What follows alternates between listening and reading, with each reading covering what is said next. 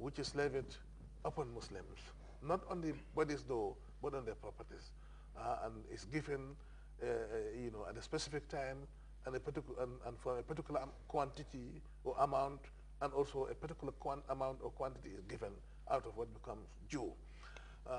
It has so many significance, so many dimensions. It has economic dimension, it has spiritual dimension, it has social, political dimension too. During the time of the Islamic Caliphate, zakat used to be one of the most important sources of revenue for the Islamic State. And because zakat, the way it is, can be given directly to the needy. You can give it directly to the needy people, to the poor. But it is also possible for the state to establish mechanisms where zakat, or in which zakat will be collectively collected. The state will administer the collection process and the distribution process. And in this case, in fact, this is the better way probably, the more organized way, particularly when it comes to using zakat as a source of revenue for the Islamic State. In this case now, the state will be able to manage it properly to make sure that the needy individuals are given, share of the zakat that has been collected from Muslims.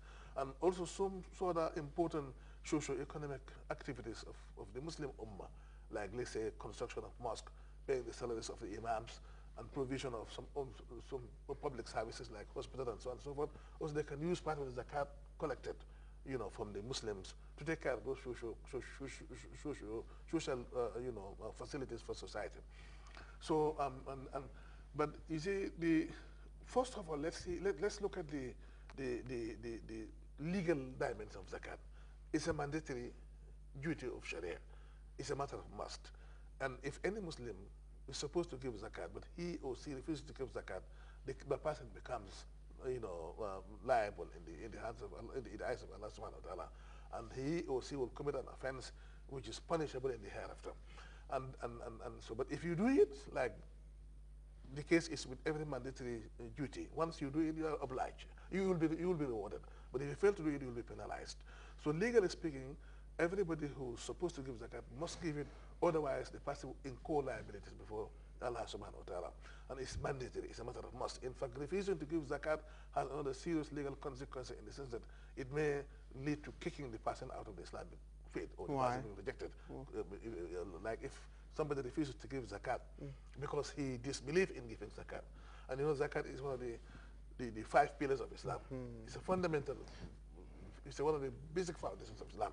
So refusing to give zakat because of disbelieving in it would amount to an act of kufr, an act of infidelity, which carries the death sentence in Islamic law.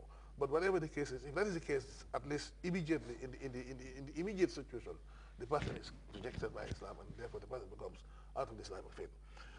So this is part of the legal consequences, the spiritual consequences, because perhaps we'll come to that. Now, which pillar of Islam is it? Is it a pillar, or is it just a principle, or is it just a rule? It is a pillar. Arkan al-Islami. Like this famous hadith of the Prophet of Islam, Buni Islam ala khamsin. There are 5 pillars. Shahadat an la ilaha illallah. And when you say pillar, what do you mean? Fundamental. Fundamental, foundation, the basis, without which, every structure has its own pillars or foundation. Without the foundation, without the pillar, the structure cannot stand.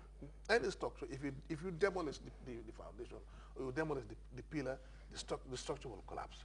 Now for Islam, there are 5 fundamental requirements which must coexist. Islam of anybody will not survive in the absence of any one of them. Shahadat and la ilaha illallah, these are the key, the words of testimony. And of course, these are the words that every time the Muslim say it. Then the first one, iqam salati, 5 daily prayers. Ita zakat becomes number 3. So zakat therefore is the 3rd pillar as per that famous tradition of the Prophet of Islam sallallahu alaihi wasallam. The 3rd pillar, so yes, it means very important. Very, very important. But again, let me say this, that there are 5 pillars from 1 to 5, but the way they are arranged, if you may looking at them from the chronological order, they are not ranked in terms of importance. They are all equally important. You understand? None is more important than the other. Of course, sometimes the ulama will tell you that salat is the foundation of deen. There cannot be deen without salat. But you see, there's nothing like being a Muslim if the person is fast in the month of Ramadan, pray, but he or she refuses to give zakat, none will stand for the other. Okay. So the 5 pillars have to exist. So zakat is the third one. Then and hajj, and Sabi Ramadan, or Sabi Ramadan, Hajj Baitul Haram. These are the 5 pillars. These are the basic structures upon which Islam as a religion, Islam as a civilization, Islam as a way of life is built upon. And for your Islam, for my Islam, for the community's Islam to survive, none of this should be missing. And that was why, if you remember, if I take you back a little bit to history, during the time of Abu Bakr Siddiq, I'm sure you can remember the Hurub Ridda, or Harb Ridda, when Abu Bakr took over the Islamic Caliphate and became the first Caliph of Islam and the second leader of the Islamic world after the demise of the Prophet Muhammad sallallahu a group of Muslims in the Al Jazeera refused to give zakat. They said they were giving zakat for the Prophet, and now the Prophet was gone. For them, zakat is out of the Islam now. So for them, Islam is everything but zakat. And Abu Bakr Siddiq decided, and that was a very, very, very important challenge, a major challenge that he faced in the early days of his caliphate. Abu Bakr Siddiq made it clear to his companion that, look, this is a comprehensive way of life. All these pillars are complementary. None will stand for the other. Zakat is mandatory, Hajj is mandatory, fasting is equally mandatory, and they are all pillars. They must give zakat, or I declare war on them. Some of the Sahabas, like Umar, in fact, had some problems fighting somebody who said, Ashhadu an la ilaha illallah, Ashhadu anna Muhammad Rasulullah. But the argument was very clear from the Caliph. Look, Ashhadu an la ilaha illallah cannot be true in you if you fail, or if you refuse to abide by any one of the 5 pillars, including zakat. And therefore, the Islamic State went to war with this group of people, and eventually they were subdued, and then Islam as a way of life was restored in that part of the Arabian Gulf, so Arabian Peninsula. Okay. So therefore, it is a very important application of zakat. Okay, you touched on the spiritual aspect of giving the zakat. Can you continue with that? In the spiritual aspect, because like I was saying, look, it is very important for the Muslim to understand that he is bound by various relationships.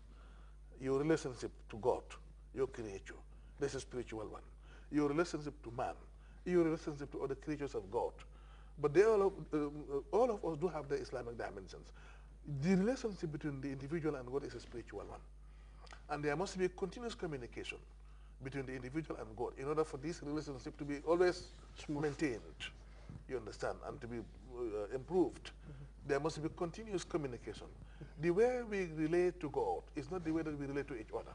For us, for all believers in God, there are religious duties that you must be doing continuously in a given way, doing the way that Islam wants it. If you do it continuously, then you are now in a direct communication course with Allah subhanahu wa ta'ala. Whether it is salat, whether it is zakat, or fast, or any other act of ibadah. So the same way that salat keep the relationship very, very, lively, and keep it very good and smooth, zakat also does the same thing. So if a person who can give zakat, gives zakat regularly, and the way that Islam, according to the way that Islam teaches, prays regularly, he will always enjoy a close relationship with God spiritually. You understand? So in other words, zakat helps elevate or lift the relationship, or to make the relationship between the mankind and God very, very close and very cordial. Even between man to man. Of course. Because if you give zakat to your kids, that's the economic aspect. But let me come, another important spiritual and also socio-economic aspect of zakat is zakat purifies the wealth. In fact, every act of ibadah in the first instance purifies the soul and the psychology of the believing person. So salat, zakat, hajj, all acts of ibadah, they purify your soul and your psychology. But at the same time also, zakat will purify the property or the wealth. That's why Quran says, it will purify them, and it increases also the benefit, the profit. Whether you are doing business or you are doing any other activity, once zakat becomes due and you give it out, the rest of the property is clean. And when you say it's purified, and when we say the rest of the property is clean or is purified, that means that shaitan is out of it. Okay. That is out of it. Most of the time, calamities are caused by the fact that people